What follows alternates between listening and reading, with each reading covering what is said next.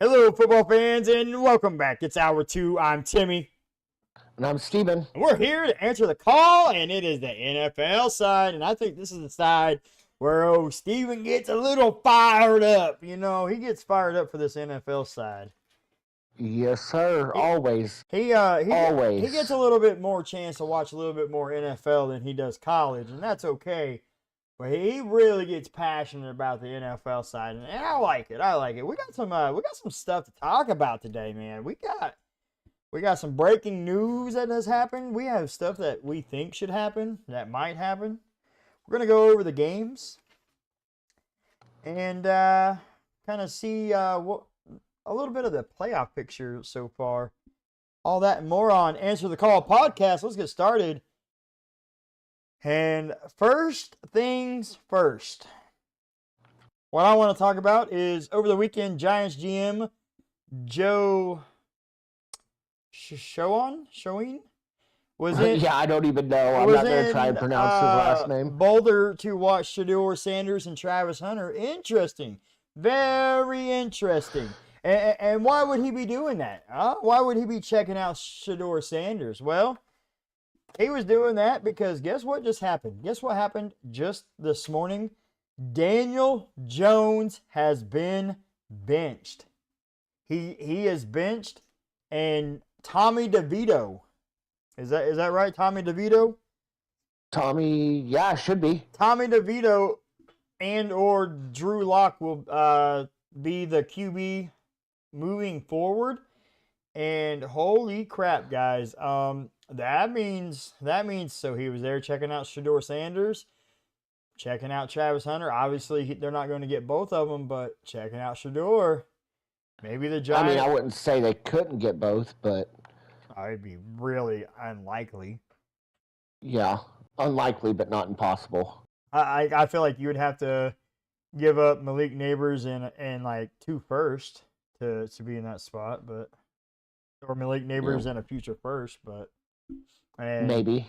I don't know. But so they were scouting Shedeur Sanders and Travis Hunter mainly. They were out there checking out other people from that game, but all of a sudden this gets interesting because Daniel Jones could actually get cut in 2025, guys.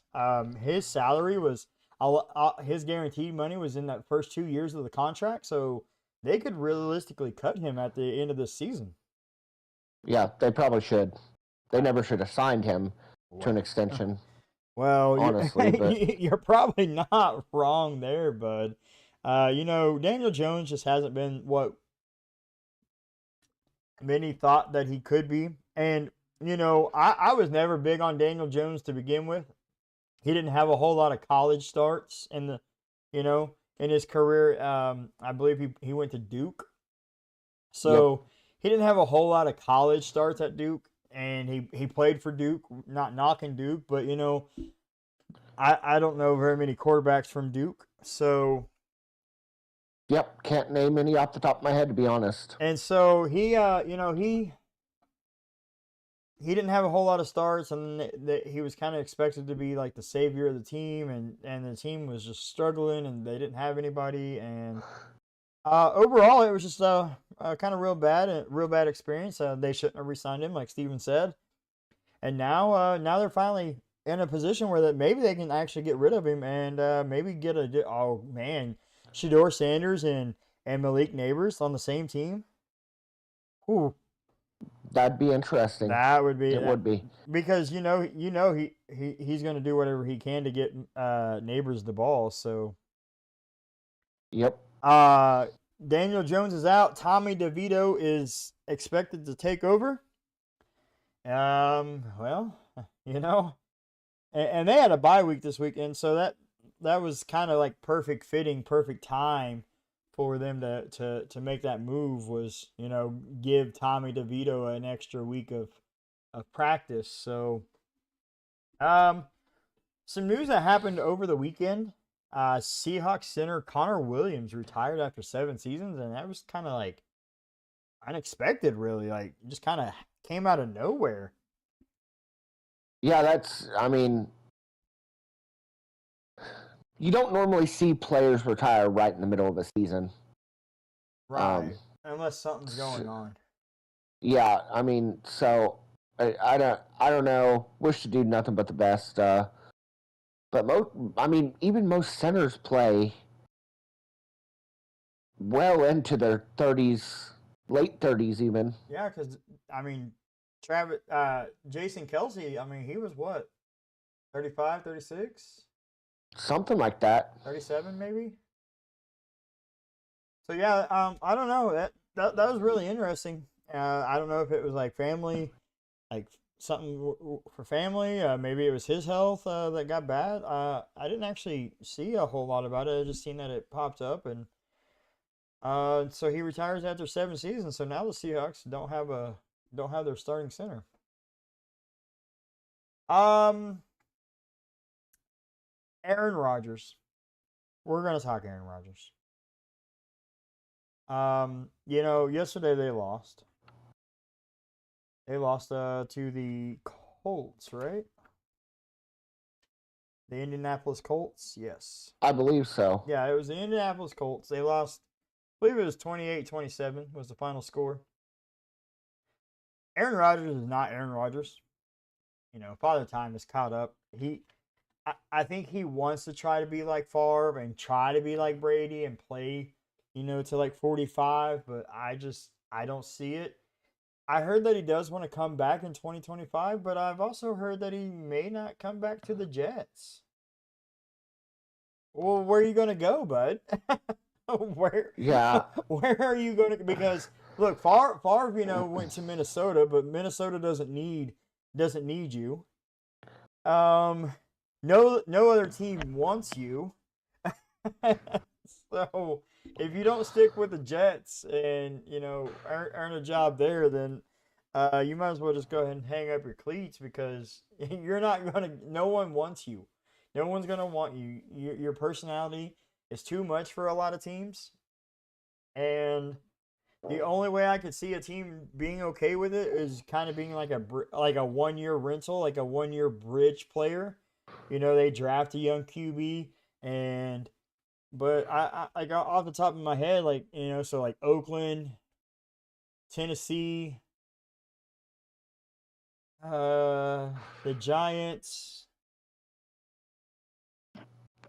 Those are all those are like the three teams that like kind of come to my mind that would, where you could kind of go in and be like a 1-year rental, a 1-year bridge player. But I'm sure Tom Brady doesn't want you at the Raiders. New York probably doesn't want you there. His head's way too big for a team with that much media hype. So Aaron Rodgers says he may not. There's speculation that he may not come back. Speaking of the Jets, they're going to be looking for a new head coach in the offseason. They fired Robert Saleh, and I don't know, the interim coach hasn't really done anything to show that he is the guy. Who would be a good coach to come in for the Jets? I mean, are we thinking offensive side or defensive side? It's got to be an offensive minded coach. The defensive minded coaches obviously aren't working out. That is facts. So that means I don't know. I don't think it will. I don't think it'll happen. Ben Johnson. Oh, no way he goes to the Jets. No way does he go to the Jets. I don't know. I don't know if Ben Johnson wants to be a head coach. I mean, he's turned it down the last couple of years, but this is going to be his time. And I think if I'm Ben Johnson, I might want to go to like somewhere like Jacksonville over the Jets. Absolutely not. Over the Jets? Not Jacksonville. Oh, I would rather go to Jacksonville any day over the Jets. No. I don't have to deal with Aaron Rodgers. I don't have to deal with that big New York media. There's an easy way to fix the not dealing with Aaron Rodgers dilemma, though. Hey, I don't want Aaron Rodgers as my QB if I take this job. Get rid of him. Oh, well, then you're not going to get the job, because Woody Johnson's going to be like, nope, This is Aaron's team. No. I don't know.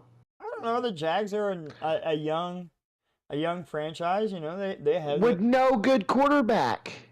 The Jets don't have a good quarterback. We have Aaron freaking Rodgers, for crying out loud. And yeah, Trevor Lawrence is arguably worse. Oh, come on. Now you were just talking mad crap on the dude like 3 weeks ago, and now all of a sudden you're a Trevor Lawrence lover? I'm not a Trevor Lawrence lover, no, but to say that Aaron Rodgers is better than him right now, get out of here. He is. Oh, get out. Don't even try to play right now. I'm not playing. No, yes, you are. I'd rather have Aaron Rodgers. I'd rather have Breece Hall. I'd rather have Garrett Wilson. On anything. I'd rather have Braden Allen. No. On everything. On my kids, I would rather have the Jets team right now than the Jags. But we're not talking the Jets team. We're talking Aaron Rodgers. I'd rather have Aaron Rodgers over Trevor Lawrence. Get out of town, son. There is no way. No way. Yes. I would take Trevor Lawrence. I don't like his contract, but I'd rather have Trevor Lawrence in a heartbeat over Aaron Rodgers. I'd take Daniel Jones over Trevor Lawrence. Okay. And he just got benched. I would take Booger Picker eating Minshew over Aaron Rodgers right now. Okay. Okay. So, yeah, how was that working out for the Raiders? A little bit better than what the Jets are doing, so. No, whatever. Actually, I think the Jets and Raiders might be tied right now, but I'd still rather have Booger Picker eating Minshew. Yeah, okay. Also, in Florida, wouldn't he have no state tax, Ben Johnson? Yeah, I mean, do you think that's really mattering to a head coach as much as it matters to a player? It shouldn't matter to a player with what they get paid, but hey, I mean.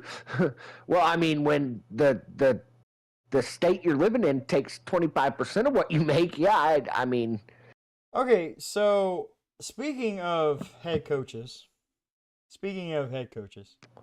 Mike Vrabel is rumored to be a leading candidate, like a top head coaching favorite next year. Jags job. Really? Yep. Oh, I gotta hear this. I mean, it just makes too much sense. Look what he did in Tennessee with Ryan Tannehill. With a crappier quarter. Yeah. I mean, get the right offensive coordinator, you build that defense up, and he would do good in Jacksonville. So maybe he runs the defense and just get a good offensive coordinator to help. Yeah, that's what I'm saying. Okay. Yeah. Oh, I like that. That's actually interesting. Yeah. Saints and Jets it goes away from what they currently do. The Jags are currently doing in the offensive-minded head coach. Yeah, because Doug Pederson's not it. Yeah, Doug Pederson hasn't been it since Philadelphia. So, I mean, he was barely it then. Yeah. Speaking of Doug Pederson, should the Jags go ahead and just rip the Band-Aid off and get rid of old Dougie? They should have done it after the London game. Either one, actually. The first one. Oh, yeah, the one that they lost. Yeah, I don't care. I don't care if we have to stay in London another week with an interim head coach. Send him back in. No, What's he doing for me? That would have been funny.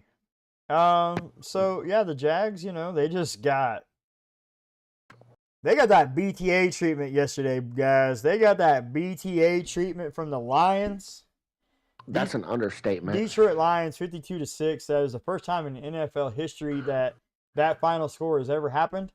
And we were talking about this a little bit before the show. And so that was the worst loss in Jags history. Okay? It was. Ironically, 1995, the Lions had gave the Jags the worst loss in their franchise history. So the two top worst losses in Jags history come at the expense of the Detroit Lions.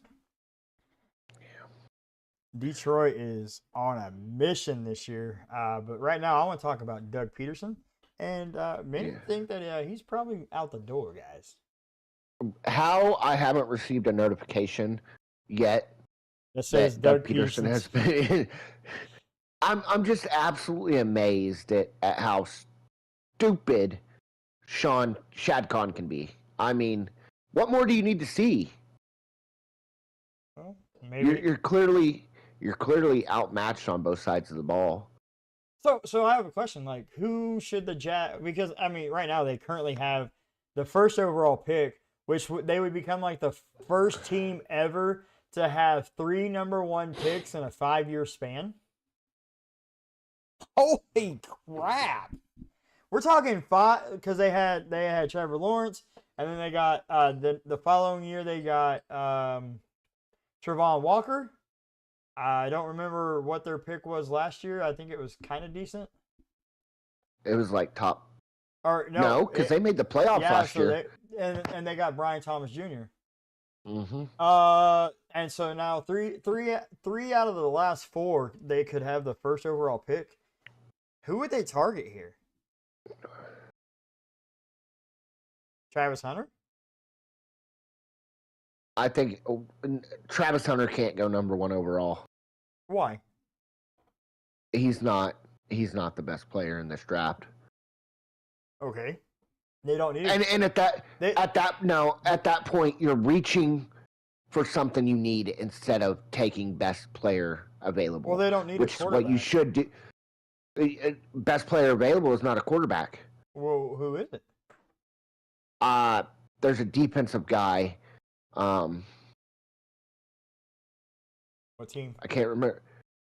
I'm trying to remember. It's either linebacker or defensive end. I want to say linebacker for some reason.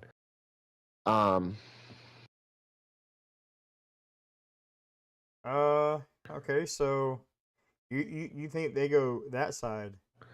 They're gonna have to go defense. I mean, there's no point in taking Shador. You just paid Trevor Lawrence. Right. Now if they could find somebody to take on Lawrence's contract, What about I'd that say wide Shador. receiver for Arizona? Would that be? He's 6'5". I don't see a wide receiver going number 1 over. Oh, I are you talking about Mason Graham, the defensive lineman for the Wolverines? Yes. That one I can see. Will Johnson, corner for the Wolverines, is PFF ranked 5th. Or Abdul Carter, the edge rusher from Penn State. I would go the Wolverine player or the Penn State player. It's going to be one of those two that goes first overall. I don't think Shador has done enough this season to go first overall. But you know a team is going to try to trade up though. Yeah, because the quarterback market the quarterback class this year is so weak. Yeah. I think the wide receiver pool is just deep enough that we don't see a wide receiver going the first 5 picks. I wish running backs got a little bit more love than they currently get. Because Ashton Genty would be a sneaky good first overall pick. And I think he could help them. He could help who? The Jags. They got ETN. They got Tank Bigsby. ETN is always injured. He hasn't really done nothing. Tank Bigsby, I mean, what'd he do this week? Nothing. What'd he do last week? Nothing. Was he hurt? I think he was hurt. I believe he's been hurt the last 2 weeks. I don't know. Travis Etienne is always hurt. He wasn't a good pick when he first came out. I didn't think it was. He should have been drafted as high as he was. But really, if they go defensive line or even offensive line, I could see that before taking a wide receiver first overall. And I mean, honestly, what's the last first overall wide receiver that you can remember? Good point. Megatron? Don't think he was first overall, was he? Yep. Oh, then probably him. Do they need a tackle? They need a tackle. They could go get that Will Campbell left tackle from Yeah, I could see that. LSU. Okay. This is going to be a good draft for like defensive line, offensive line, wide receivers pretty deep, tight end outside of the couple big names. The guy from Missouri is good. The one from There's a Penn guy. State. Oh man. Penn State is good. Boise State's tight end is sneaky good. He doesn't get much love because obviously he plays for Boise State, but dude's a beast. Quarterback, kind of, yeah. It just so they have holes all over. So you're saying Vrabel to the Jags? Yep. Okay. Well, Belichick wants to come back. He intends to coach in 2025. Where would be a good fit for him? Cowboys. Jerry Jones won't do that because Bill's gonna demand control of the team, and Jerry doesn't want to do that. Yeah, you're 100% right, but you asked who I thought would be the best fit. Cowboys. Okay. It just realistically, like, Belichick is too hard-nosed of a coach to be somewhere. And it's the same point I keep bringing up. NFL players today need a player's coach. They don't need somebody that's going to go out and beat them down all the time. Doesn't need somebody that, is strict on everything, like down to the last detail. There's a reason Andy Reid does so good. He knows when to be stern, and he knows when to let loose and have his players have fun. Let his players have fun. Right. Bill Belichick is too serious all the time. He is he's just too strict. And unless he learns to let go, let loose, and have some fun, as opposed to taking things so serious all the time, I don't think he will be a good fit on any team. He's not a player's coach. He is a coach that, in his eyes, the only thing that matters is winning, and it doesn't matter what player he has to hurt or what player he has to put down to get to the win. He's going to do it. You've seen towards the end of Tom Brady's run, him and Tom Brady butted heads a lot. Him and Robert Kraft butted heads a lot. Like, that style of coach just doesn't work anymore. Okay, so Raiders would be an interesting one. For Belichick? Yeah. If him and Tom Brady could repair that relationship. Jets could be an interesting one. That would be like the ultimate FU to Robert Kraft, He goes back to the Jets, kind of where his coaching career began. And yeah.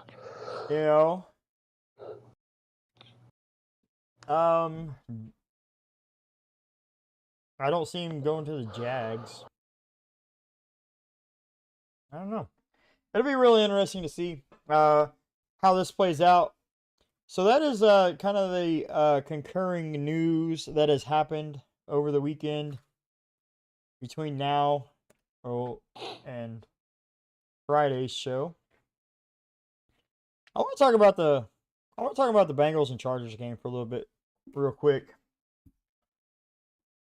Chargers, I actually okay. So last week, I said they would lose to the Chargers, and then the Bengals are going to go on a 6-game winning streak, and then they would lose the very last game to Pittsburgh, and finish the season 9-8.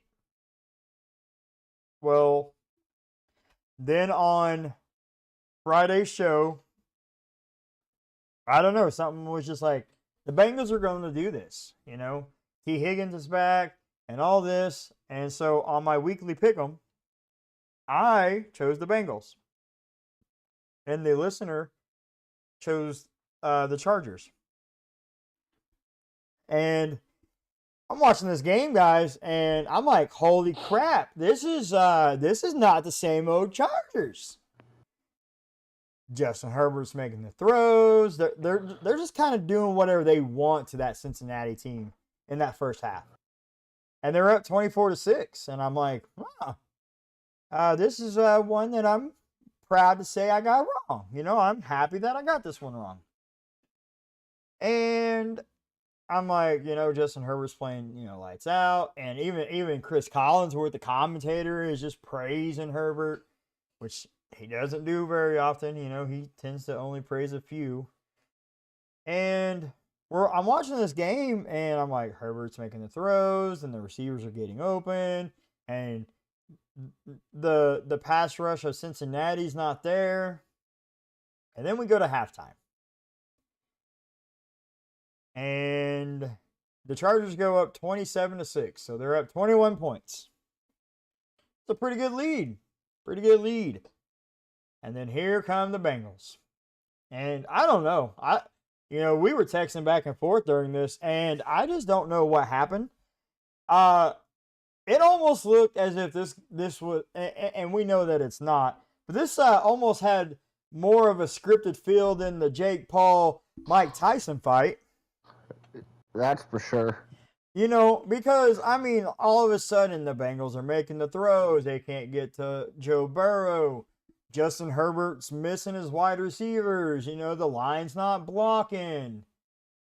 And that, now they score a touchdown. They're within 14. They score a touchdown. They're within 7. They score a touchdown. They tie the game up. And I'm like, holy crap. Holy crap. And now at this point, I'm like, don't let this game go to overtime.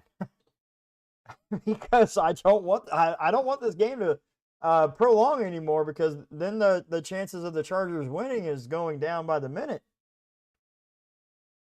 It just looked like a tale of, two halves, and it was like Joe Cool's going to do it. Joe Burrow's going to lead this comeback. And he would. He would have if it wasn't for his stinking kicker. His kicker missed back-to-back field goals that would have won him the game, or at least gave him the lead. But really, this is on the Chargers blowing a 21-point lead, and I think whenever the game got tied, I think I texted you. I'm like, well, this is the same old song and dance, the same old Chargers. We're gonna lose. Yep. And I was there to remind you, just take a deep breath. Well, because yes. I grew, ever since LaDainian Tomlinson got drafted by the Chargers, I have always rooted for the Chargers. And I've seen this so many times, guys. I've seen it firsthand so many times. The Chargers don't win close games. They blow leads. They lose the game. And here we go again. Same old song, same old dance from the Chargers. They blow a 21-point lead, and all of a sudden, like I don't even want to watch the game, because like I already know what's about to happen. And then the kicker misses the field goal, and then some weird stuff happened, and Justin Herbert and the offense don't do anything and give the ball back to Joe Burrow, and then he misses another field goal, and I was like, okay. And then Justin Herbert hit Ladd McConkey on 2 passes on that final drive. And I think you texted me and was like, Ladd McConkey is a stud. Yep. And then apparently J.K. Dobbins didn't get the script, if there was one, because it looked like he should have been tackled. And then he just broke free and ran 29 yards for the game-winning touchdown. But Chargers, Chargers got a tough few weeks. They played the Bengals, and now next Monday night they play the Ravens. And then the following Sunday night, they play the Chiefs. So they had 3 primetime games in a row against really good teams, really great defenses, and a division rival game. So, this definitely doesn't get any easier. Doesn't get any easier for the Chargers, but they got that win. Now they're 7-3, and they're sitting at the 5th seed in the AFC playoffs. What do you got to think about that? Well, so one thing I want to highlight from this game is, the culture has been changed in the Chargers organization. That's what Jim Harbaugh was brought in for. They needed a culture change. They needed to know, that tough punch mouth style of football where you don't give up until the final whistle's blown. Absolutely.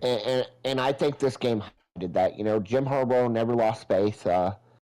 He had faith in Justin Herbert. He had faith in his offense, faith in his defense, and I think that's, this is a game very much last season they would have lost. 100. Absolutely. And in years past they would have lost. Jim Harbaugh has really came in, built that team up, showed them a culture that they've never experienced before, and kudos to him for that. That J.K. Dobbins run. Funny story. I was watching some ESPN this morning, and they were going over the highlights from the games. And right before that run, J.K. Dobbins had sat out of play, and he went up to his running back coach, and he asked his running coach, "Do you want me to bleep and score?" And his running back coach said, pretty much like, "You better effing score." And then he goes out and scores, sealing the victory for the Chargers. It was a great team win. No, this is a game I actually watched most of it. I didn't think I would. I thought the Chargers were going to win before the game even started. I was texting Tim, hey, you guys can win this. Like, Tim was like, no, we'll find a way to mess it up. Bengals go on a run. Bengals aren't going to do anything. This Bengals team is bad. And it's not from a lack. They're bad. They're bad. I mean, it's not from a lack of weapons. They have T. Higgins. They got Jamar Chase. They got Chase Brown. They've got Mike Gesicki at tight end. I don't know what the problem is with the Bengals. I love it, honestly. Last year, Joe Burrow's Patrick Mahomes' daddy. It's starting to kind of look like, that Eminem style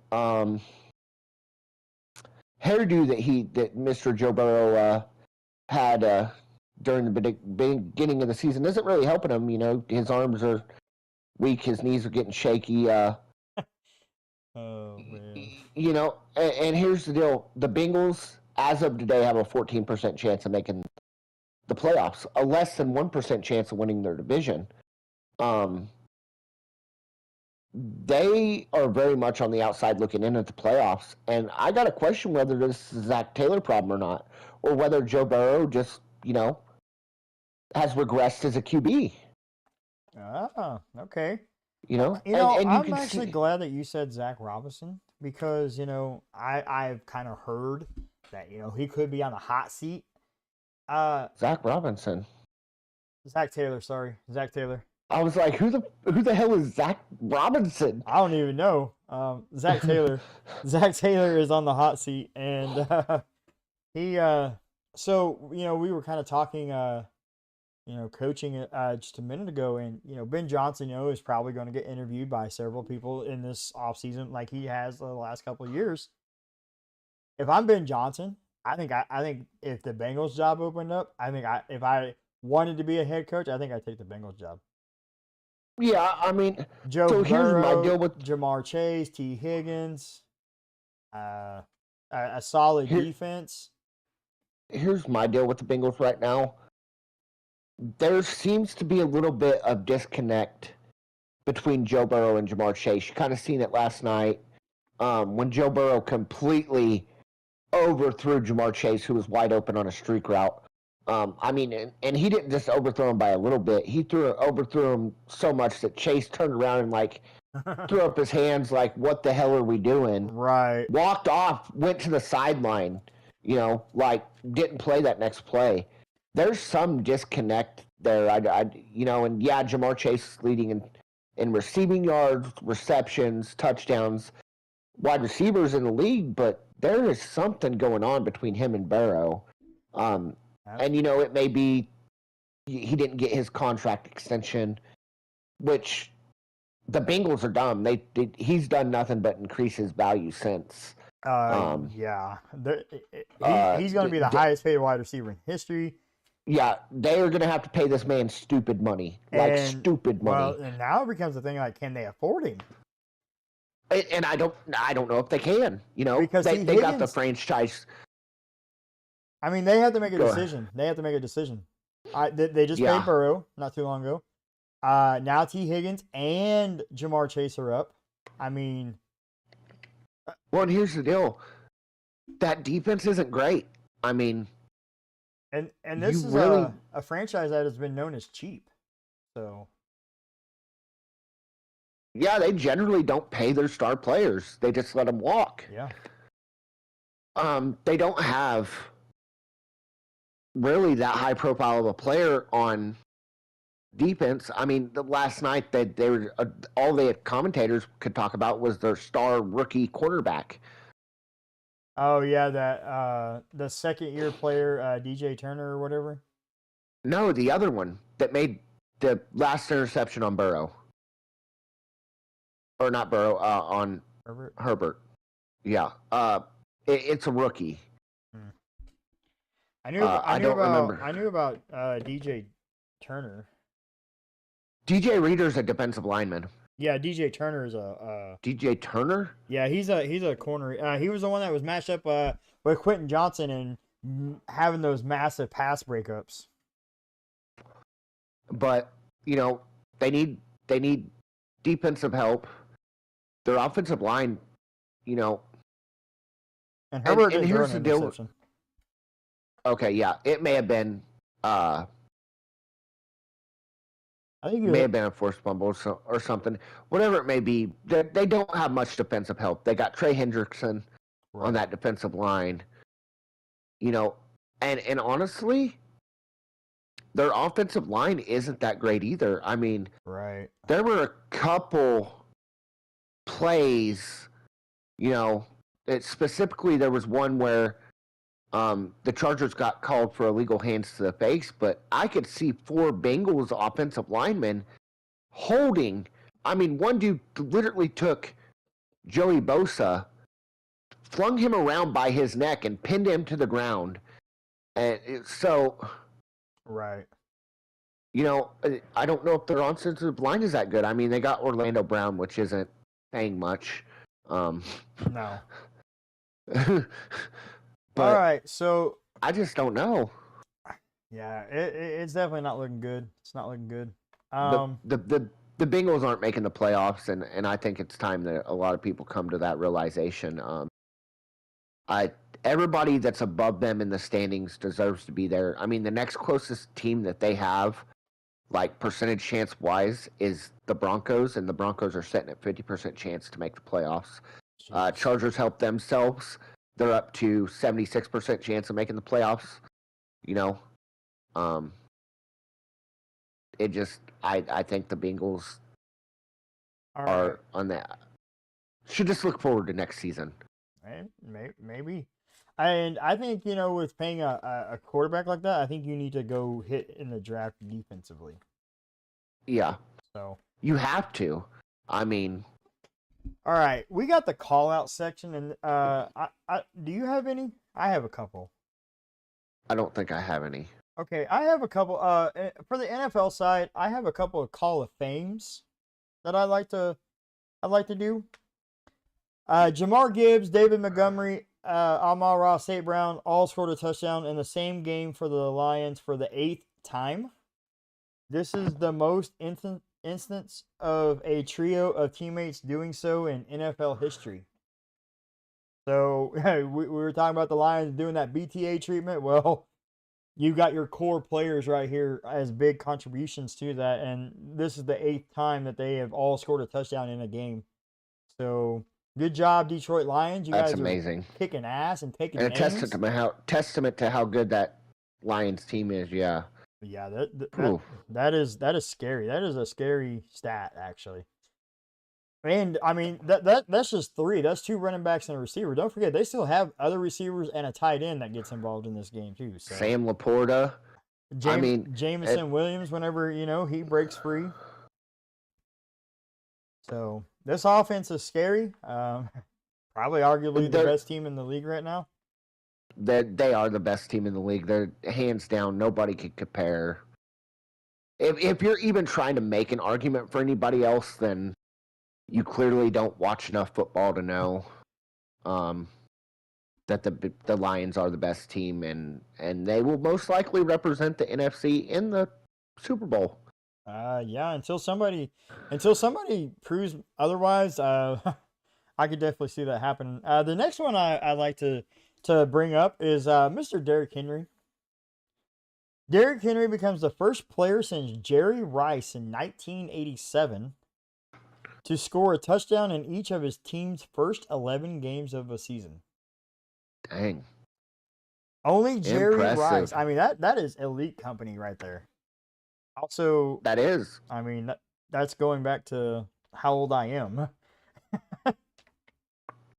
You know, that's the year I was born, was 1987. So we have to go. You're getting old. Hey, you're not too far behind.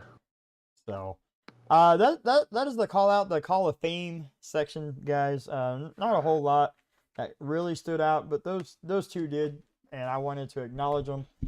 Speaking of Derrick Henry, the Ravens lost this game to the Steelers. Yeah, they did. They have lost 8 out of the last 9 to the Steelers. You know, John Harbaugh, as great of a coach as he is, he just can't seem to beat Mike Tomlin. And, you know, Lamar Jackson in his career has struggled versus the Steelers.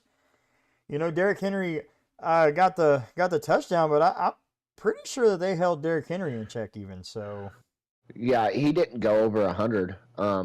Really? I don't believe so. Let me go back and double check my figures here. Yeah, no, he did not. He had 13 carries for 65 yards and a touchdown. Yeah, and so I think the Steelers did what the Chiefs did early in the year. I think they played week 1 or 2. Yeah. The Ravens. Yep. Once you stop Derrick Henry, yep, and then once you put a spy on Lamar Jackson to where he can't run, this team becomes very vulnerable. You're right. They don't have enough on the outside wide receiver wise. They got Zay Flowers. They don't have enough help on the wide receiver end. Mark Andrews this year has been a liability. Isaiah likely coughed up a big fumble yesterday. But the Steelers gave everybody the recipe to beat the Ravens. I mean, once you stop Lamar and Derrick and you swarm that football, there's nothing the Ravens can do. And I feel like if you out physical the Ravens, you know, not a lot of teams can, but if you out physical the Ravens like the Steelers did, then yeah, you're gonna win. Yeah, and I mean, even the Chiefs did it earlier in the season, you know, and why people didn't piggyback off the Chiefs and you know, stack that freaking box, guys. Like, don't let Derrick Henry go on you. I mean, because once Derrick Henry gets open and open up that play action and read option, it's game over. I mean, they could score on anybody, but once you stop Derrick Henry, game over. I mean, so the Steelers are now 7-4 on the season. Okay, they were leading the division. They had a comfortable lead at one point. They had a couple game lead. And now all of a sudden they're sitting at the number 6 seed in the wild card spot. You know, the Pittsburgh Steelers are 8-2. 8-2. Wait. They're 7. Oh, yeah. I thought you were saying the Steelers were 7-4. I'm like, that's not right, Timmy. The Ravens are 7-4. They had a lead. They were leading the division. They've had some struggles. Now they're 7-4. Steelers are 8-2, leading the division. That bumps Ravens down to the wild card. You know, they were at the 5th spot. Chargers won. They lost. And now the Chargers are sitting at that number 5 spot, and they're sitting at the 6th spot. And if they're not careful, the Denver Broncos could overtake that number 6 spot from them. And, you know, this was a game that the Pittsburgh Steelers won, kind of in true Pittsburgh Steeler fashion. Russell Wilson did not light up the stat sheet at all. In fact, he had a pretty crappy game, actually. He was 23 of 36, 205 passing, no touchdowns, and 1 interception. You know, and the run game didn't really do a whole lot. As a team, they ran 34 times for 122 and no touchdowns, you know. The Steelers have 2 wins this season where they don't score a touchdown. They have 2 wins where they don't score a touchdown. The whole NFL, the rest of the NFL has that many wins combined when they don't score a touchdown. The Pittsburgh Steelers has it by themselves. They win 18-16. So if you had the Pittsburgh kicker in fantasy, you probably doing pretty good. He went 6 of 6. His longest was 57 yards. So yeah, he probably got you the fantasy points. But this is like a true Pittsburgh Steelers win right here. Defense. We're just gonna control the clock enough, and they get the win. And now they're sitting 8-2. I don't know. I don't know what's gonna happen with the Ravens. If teams start looking at how physical, the Steelers played them, and I know Patrick Queen was fired up because he was like, hey, I'm excited, that I'm on a team that actually wants me. He used to play for the Ravens, and now he doesn't, he's playing for the Steelers. And, Lamar Jackson didn't have a good game. Derrick Henry didn't have a good game. Lamar Jackson, 16 of 33. I mean, that's terrible. 207, 1 touchdown, 1 interception. I mean, we were just singing his praises a couple of weeks ago of how accurate and his passer rating and what a great passer Lamar Jackson has become. And now all of a sudden, guys, it's a whole different song and dance. And and yeah, I mean, and really, the Ravens' schedule doesn't get much easier over the coming couple of weeks. They got the Chargers week 12. Week 13, they have the Eagles. Oh, yeah. Week 14, they got a winnable game against. Week 14, they're on a bye. I lied. Yeah, week 14, they're on a bye. Week 15, they got the Giants, winnable game. I mean, week 16, they've got the Steelers again. Ooh. Week 17, they got Houston. Ooh. And then week 18, they got the Browns. And the Browns already beat them. Yeah. So here's something that I want to. This is something that I want to point out here in a second when you finish that up. Go ahead and finish that Browns thought. Realistically, like they could. Outside the Giants, they could go 1-5 down the stretch, and the Ravens could. I mean, the Chargers game is going to be a toss-up, but I think if the Chargers play, the defense shows up a little bit more, the offense plays just as good as it did this week, it's a game the Chargers could win. Actually, I'm going to go on record now and saying the Chargers will win this game. Oh, is that your hot take?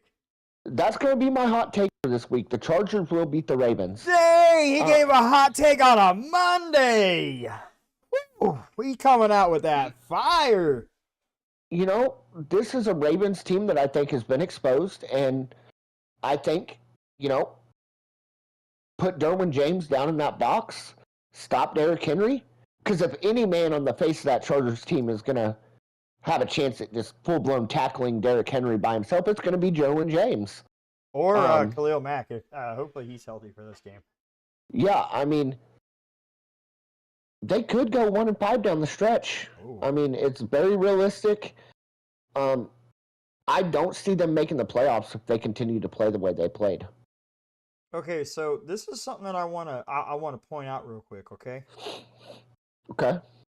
Zay Flowers, 2 catches, 39 yards, a touchdown on 6 targets.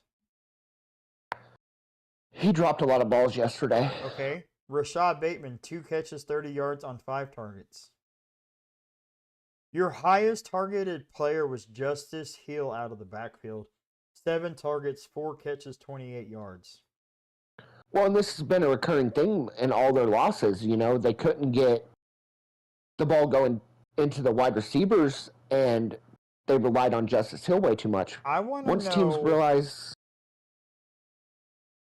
why you traded for Dante Johnson. Yeah, it's a great question. 2 targets, no catches. Okay, you traded for Dante Johnson because you felt like you needed another weapon to kind of compete with the Chiefs in the AFC playoff game, okay? And you're not getting him the ball at all. And Dante Johnson's not a terrible receiver. Dante Johnson's a pretty decent receiver. I mean, look what he was doing in Carolina for the most part. He was lighting it up in Carolina. Look what he was doing for Pittsburgh. But it's just like you acquire this player, and now you're not using him, and now your team's struggling, and now we're sitting here having this discussion of what's the Ravens team? What's their identity? I mean, their identity has always been Derrick Henry all season. But like you said, if you find a way to stop Derrick Henry to where that read option's not as effective, the play action game isn't as effective, the Ravens are a very vulnerable team. Their pass defense is terrible. Like I want Justin Herbert to absolutely go ham in this game. Like I want him to take the deep shot. I want him to expose the Ravens secondary. And did what's his face for the Ravens play? Oh, Kyle Hamilton played. So Kyle Hamilton was back. He had that injury last week versus the Bengals. I mean, but I want the Chargers to expose that secondary. And I think if they do, then yeah, they're gonna probably win this game, and then the Ravens are gonna lose 2 straight. Honestly, this will probably be Ladd McConkey's best game of the season. As well as Quentin Johnson's. I mean, and Quentin Johnson, they both have had some decent games, but this is a game, the Chargers, if you come out throwing, taking deep shots when you got them, run the ball a little bit, kind of control the clock after you get up big, this is a game that Ladd McConkey and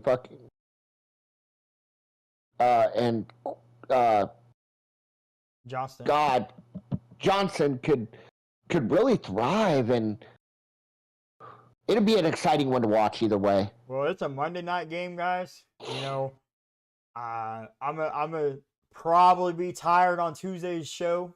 I'll be doing Tuesday's show is always by myself because Steven has to work early.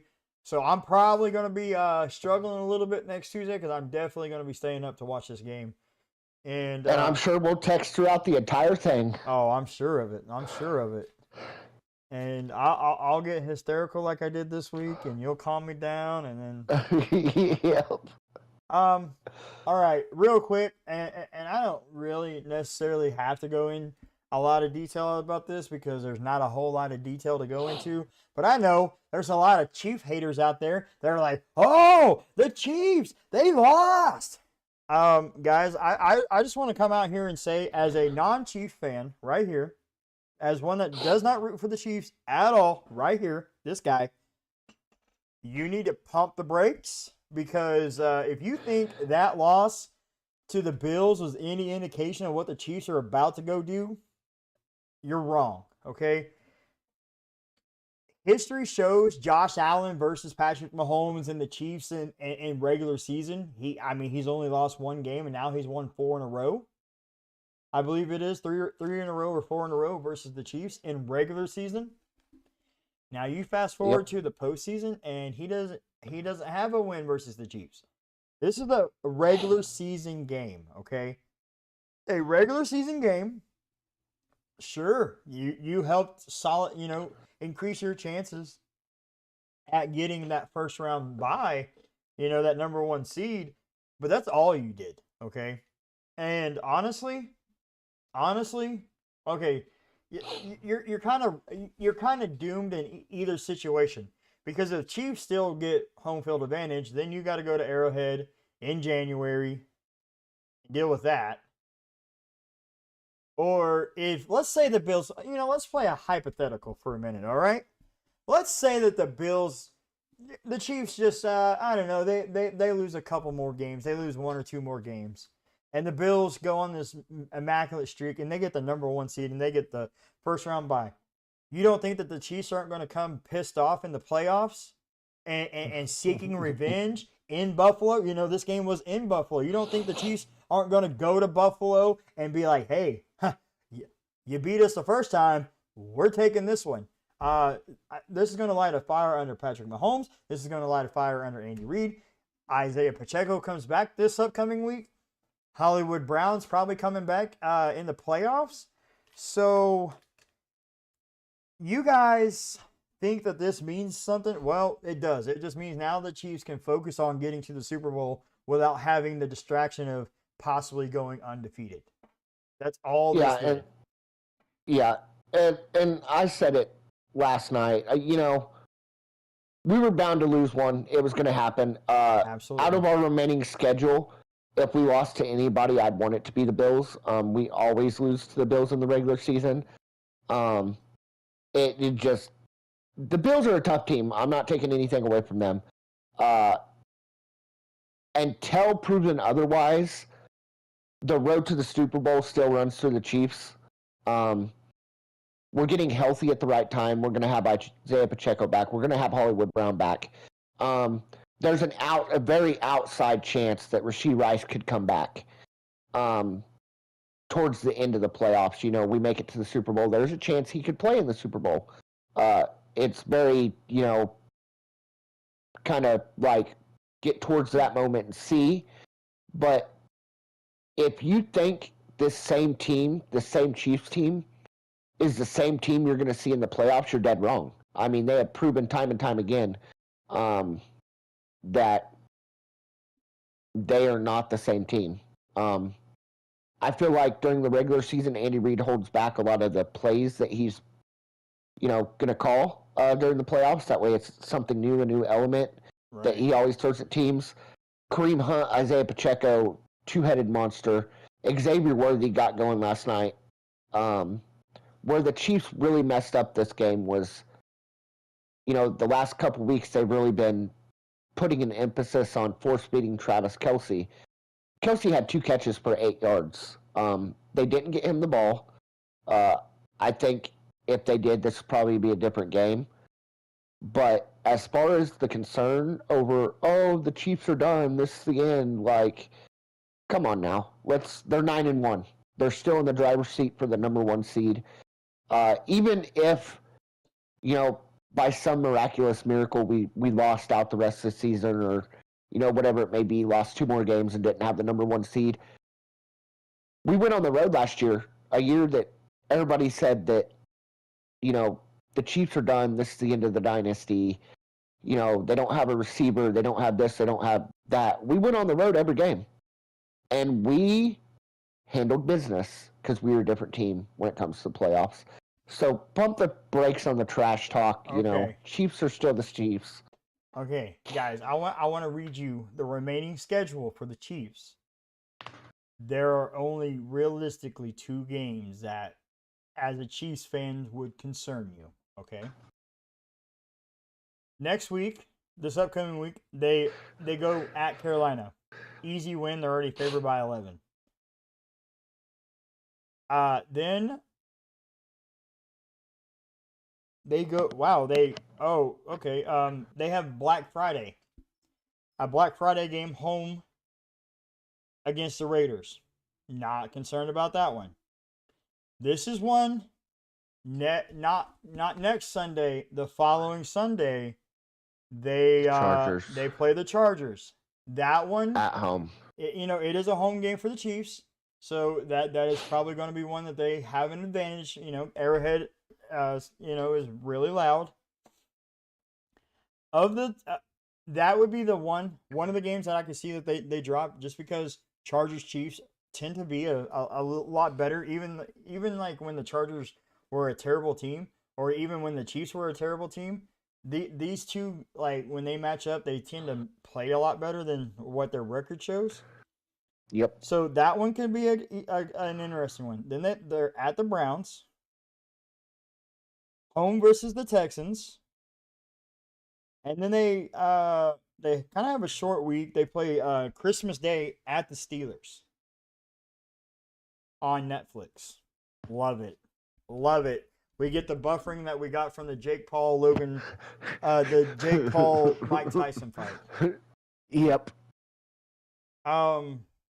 And then they're at the Broncos. And I know Yeah. the Broncos, they played them well, but by this time the only way that the Chiefs will lose that game is if the Chiefs are resting their starters, getting ready for the playoffs.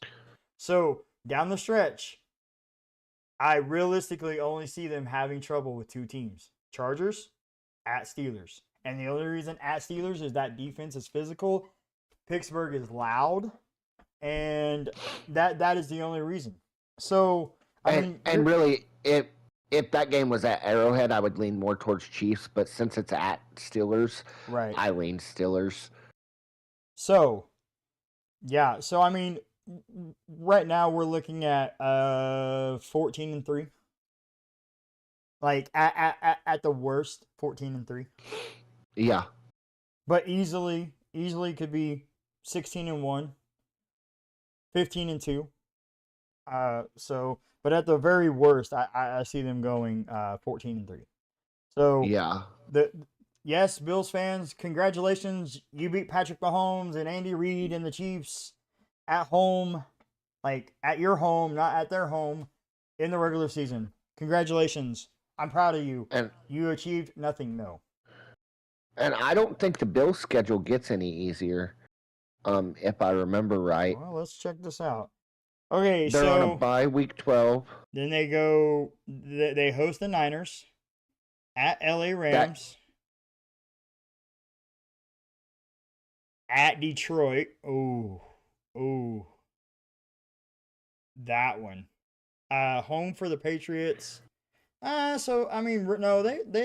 their next three are going to be tough, and then their last three are kind of cakewalks. Who do they play this week? What? Why do I not see that? Oh, Jets. Week 17 and week 18, they've got the Patriots again. Yeah. But you got to remember, those division games always have a way of, playing spoiler. So Bills. You don't have an easy road, and I'm gonna tell you right now. I know that you're hosting the Patriots, but you're hosting the Patriots after going to Detroit, and teams that go to Detroit. They're in a physical match. Yep. You're getting tossed around, and it's not a good look. It's not a good look. Look at the Titans. They lost to the Vikings, and I know the Vikings are a better team. Or who did the Lions play last week? It was the Titans. Yeah, Titans. Yeah, look at it. Many thought that the Titans could upset the Vikings, but not after playing the Lions. The Lions are a more physical team. So we have a lot of good games coming up this week, guys. A lot of good games. And realistically, I could see them dropping their next three. It depends on what version of the 49ers show up. And what version of the Rams. Yeah, but, if they drop the next three, we're not having the same conversation. Absolutely not. Absolutely not. Well, I don't think I have anything else. Do you have anything before we go? No, I think we hit on all the points I wanted to hit on. Yeah, my main point was, the Chargers. I wanted to talk a little bit about the Chiefs, talk about the Ravens, Steelers. Those were the kind of the key matchups this week. So, to any of the other teams that we didn't mention, it's no knock, but hey, Texans Cowboys tonight. Battle of Texas. Yeah. This is going to be it, guys.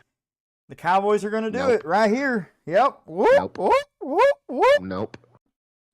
I gotta stick by it. It's my hot take. Realistically, you should really stop picking the Cowboys as your hot take. Well, it doesn't get any hotter than that. That's like standing on hot lava. So goodness gracious. That's the whole point of a hot take, is it's something that is not supposed to happen. That's why it's called a hot take. No, I know what a hot take is, Tim. Well, I'm just letting you know. That's why I go for the hottest of the hot. Eventually, I'm gonna hit one of these. Eventually. I doubt it, but okay. It could be tonight. Good luck. It could be tonight. Good. It's not gonna be tonight, but good luck. All right, guys. That was hour 2. I don't have anything. You guys have a great day. Thanks for tuning in. I'm Timmy, And I'm Steven. and we answered the call.